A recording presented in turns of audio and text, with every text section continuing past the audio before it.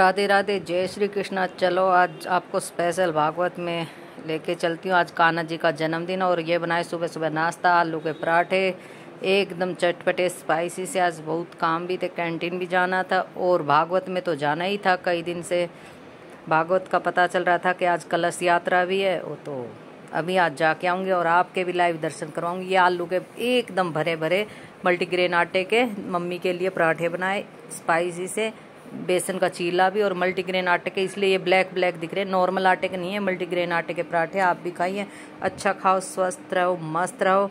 और अब चलती हूँ कैंटीन। नाश्ता कर लिया, कैंटीन आई तो कैंटीन में गेट पे एंट्री होती है तो फौजी भाई खड़े थे। मैडम अगर आपको लिखना आता है तो आप एंट्री कर दो। तो अपना कार्ड नंबर, नाम, रैंक वगैरह सब डालनी पड़ती है, कहाँ से आए हो, टाइमिंग। तो मैंने सब टाइम देख के एंट्री कर दी और अब चलती हूँ कैंटीन में, देखती हूँ कुछ सामान मिलेगा नहीं मिलेगा।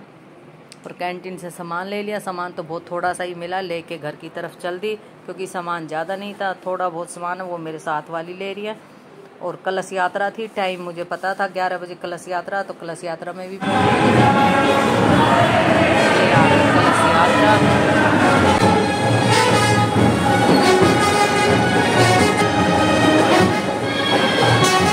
मैं भी कलश यात्रा में शामिल हुई। मेरी फ्रेंड है, इसका नाम भी शारदा, और मेरी तबीयत ठीक नहीं थी इसलिए मैंने कलश नहीं उठाया। देखो बहुत अच्छा लगता है बट बैड लक, मैं नहीं उठा पाई कलश। कोई बात नहीं।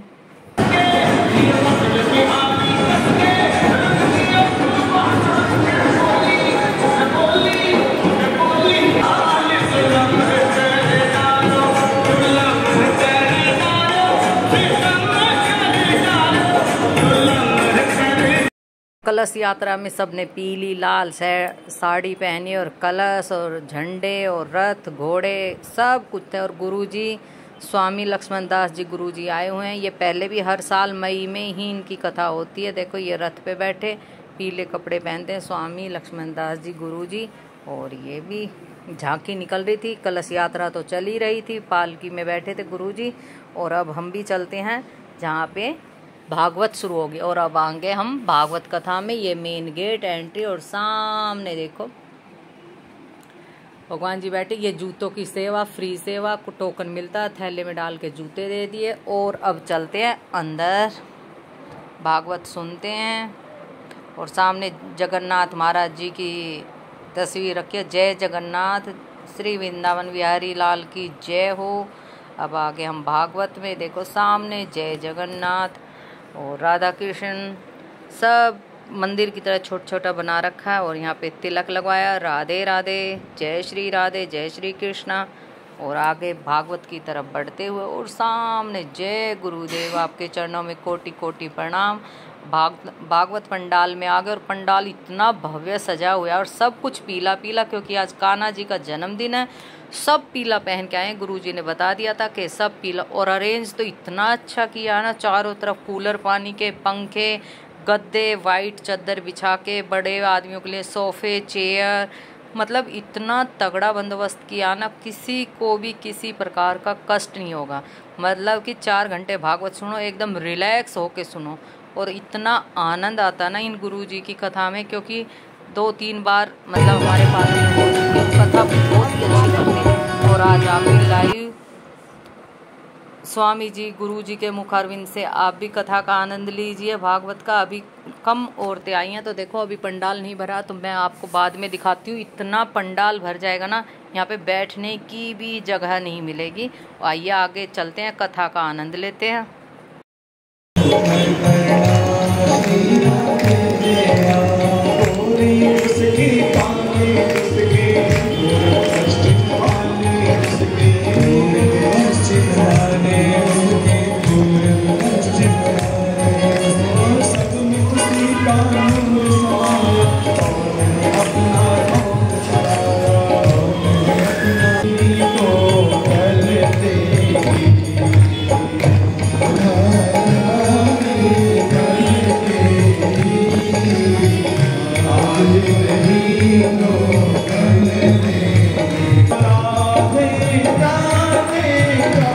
बैठ जा सीधी।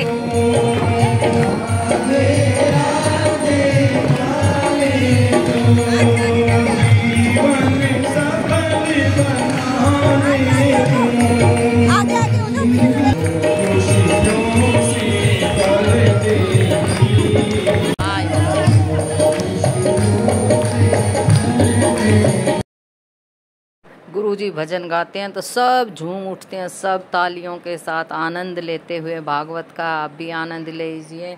चारों तरफ पंडाल में आदमी औरत बच्चे सब झूम उठते हैं। इतना बढ़िया कान्हा राधा रानी के भजन गाते हैं गुरुजी, आप भी सुनो और आनंद लीजिए।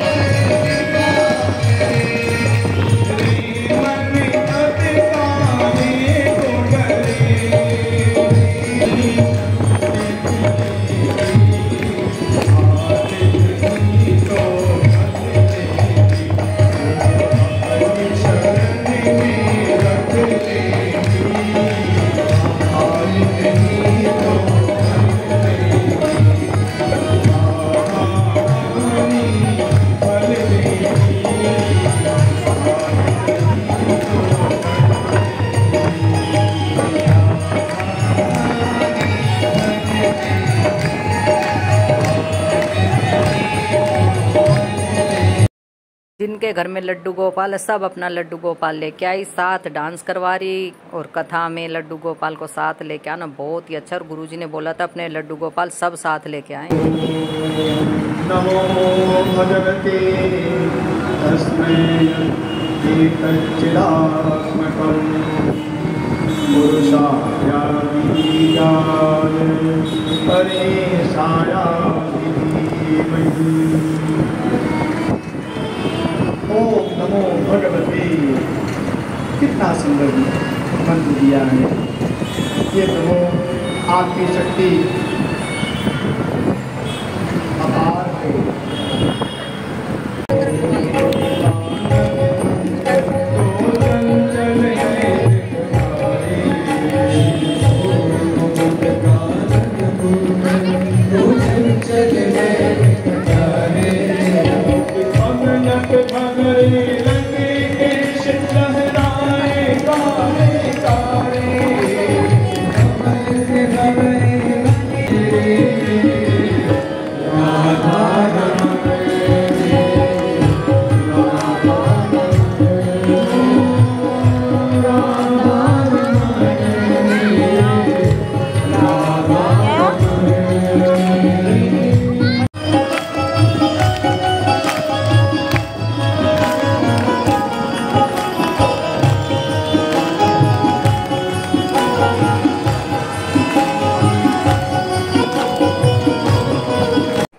ध्रुव जी और प्रहलाद भगत की कथा सुनाई गुरुजी ने, बहुत ही अच्छी कथा थी, बहुत लंबी कथा थी, तो सारी तो मैं वीडियो में व्लॉग में नहीं दिखा सकती।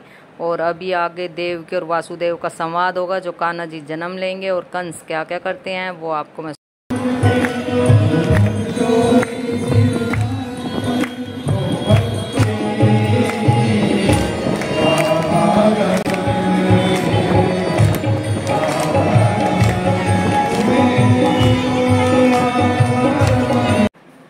पहलगांव में जो धर्म पूछकर अटैक किया गया था, निर्मम हत्या की गई थी, जो हमारे भाई शहीद हुए थे, उनके लिए भी गुरुजी ने कुछ लाइनें बोली और आंखें नम हो गई थी। सबको भारत माता की जय के जयकारे लगाए, फौजी भाइयों को भावपूर्ण नमन आँखों से श्रद्धांजलि दी और बहुत दुख व्यक्त किया। फौज है ना, वो किसी से कम नहीं होती है। बस समय मिलेगा तो फिर तुम्हें हम सच्ची का भूत याद दिला देंगे प्यारे कि हमारे अंदर हम कौन है। हम हिंदू समाज से हैं, हमारा देश हिंदुस्तान है प्यारे, और छठी का दूध याद दिलाने में हम किसी से कम नहीं होते हैं, बल्कि हम अक्सर शेर होते हैं। और जब देश युद्ध की स्थिति में होता है तो हम सभी देशवासियों का एक होकर हमारे पूरी उनके साथ रहना प्यारे, और अपने देश के नौजवान जो फौजी सीमा पर लगे हुए हैं, उनके उत्साह के वर्धन के लिए आप सब लोग एक बार भगवान से प्रार्थना की अवश्य करना कि हमें हमेशा विजय ही मिले, हमेशा विजय से ही विजय मिले, हमेशा विजय। जहाँ पर राम है, जहाँ पर कृष्ण है, वही विजय होता है प्यारे। और मेरा देश यहाँ पर राम जी भी है, यहाँ पर कृष्ण जी भी है, तो विजय भी हमारे देश की ही होगी प्यारे। इसलिए मैं सभी राष्ट्रवासियों से आह्वान करता हूँ, हमेशा अपने देश के फौजी अपने देश की फौज के साथ हमेशा खड़े रहें। हम यहाँ पर चैन से हैं, हम यहाँ पर शांति से हैं, तो जिसमें सबसे मुख्य भूमिका हमारे देश की सीमा पर तैनात हमारे फौजी भाई कर रहे हैं। एक बार हमारे इस देश की सीमा की रक्षा करने वाले सभी फौजी भाइयों के एक बार भाव में उत्साह से क्या बोलना, बोलिए भारत माता की जय, भारत माता की जय, बोलिए भारत माता की जय। लग रहा है कि काफी तक आवाज पहुंच गई है। भारत माता की जय। और 8 मई को मोहिनी एकादशी का महत्व गुरुजी ने बताया, और एकादशी व्रत क्यों और कैसे और किस किस को करना चाहिए और क्या क्या फल मिलता है इससे, कौन कौन सी एकादशी, कौन सा इसका क्या टाइम और किस हिसाब से व्रत करना चाहिए, गुरुजी ने बहुत अच्छे से विस्तार से समझाया एकादशी महत्व। अब संवाद है देवकी और वासुदेव का। कंस ने अपनी चचेरी बहन का ब्याह वासुदेव से करवा, और फिर आकाशवाणी होती है, कंस सारथी बनता है और आकाशवाणी होती है कि देवकी वासुदेव की 8वीं संतान आपकी मृत्यु का कारण बनेगा। तो कंस चौंक जाता है और घबरा जाता है। तो क्या करता है सुनिए आगे कथा में। देवकी को मारने के लिए आगे बढ़ा।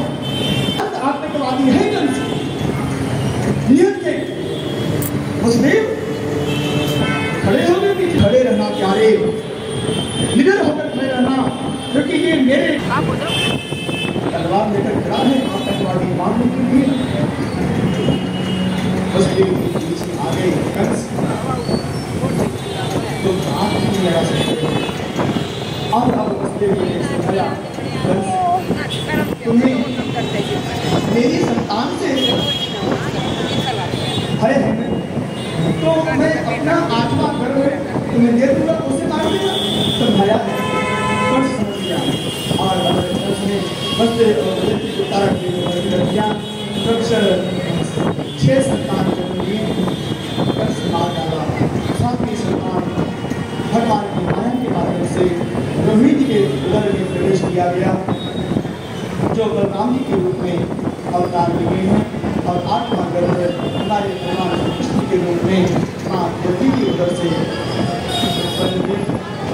भगवान मथुरा में जन्म लिए कारागृह में, और गोकुल चले गए हैं, नंदगांव गए हैं, वृंदावन चले गए, और बहुत भगवान ने 11 वर्ष तक सुंदर पालना किया। उसके बाद भगवान मथुरा चले गए हैं पुनः, और फिर द्वारकापुर चले गए। भगवान 125 वर्ष की लीला सत्संग करने के पश्चात स्वधाम चले गए।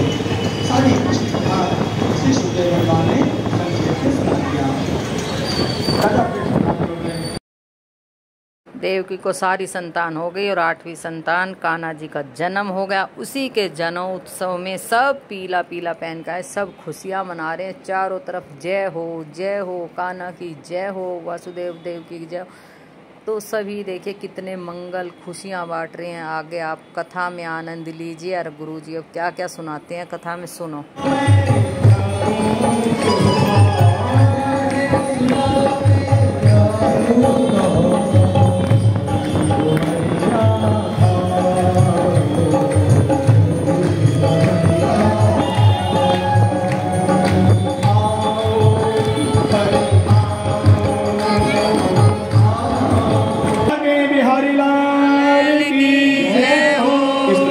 बहुत सुंदर भगवान की पुकार किया है सभी भक्तों ने, और अब समय व्यतीत हो रहा है प्यारे। और देखो तो सही, ये देखो भादों का महीना आ गया है प्यारे, रिमझिम बरसात हो रही है प्यारे, शीतल मंद सुगंध वायु आ रही है प्यारे। जय हो जय हो जय हो, लगता है आज कुछ होने वाला है।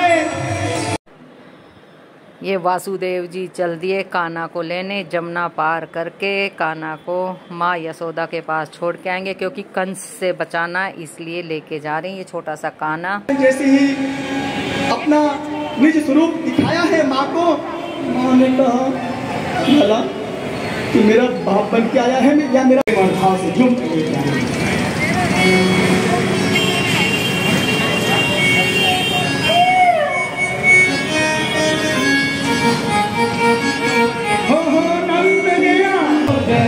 कन्हैया लाल की, कन्हैया लाल की जय, यशोदा लाल की जय, कन्हैया लाल की जय, यशोदा लाल की जय, यशोदा लाल की। ओ नंद के जय हो, नंद के आनंद भयो जय, कन्हैया लाल की।